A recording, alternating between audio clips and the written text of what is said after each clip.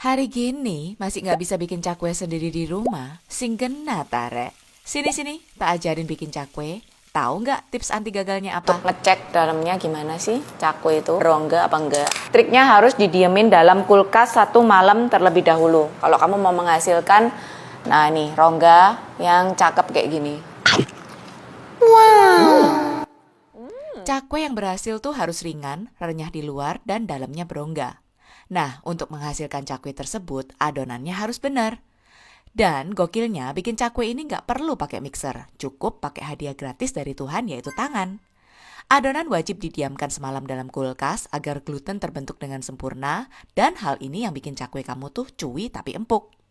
Faktor lain yang menyebabkan cakwe tidak mengembang dan berongga adalah adonan yang terlalu tipis digilas. Jadi, waktu menggilas jangan terlalu semangat, biasa aja. Nah, kali ini aku bikin yang versi pandan di tengah, biar agak unik gitu. Rekatkan adonan pakai sumpit, rentangkan, dan pastikan minyak udah benar-benar panas. Suhu minyak akan mempengaruhi seberapa ngepuff cakwe waktu adonan kontak langsung dengan minyak. Minyak yang cukup panas itulah yang bikin cakwe kamu berongga dan gembul.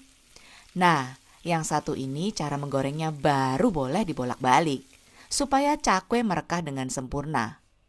Tuh, lihat sendiri kan rongga cakwenya Lady Boss.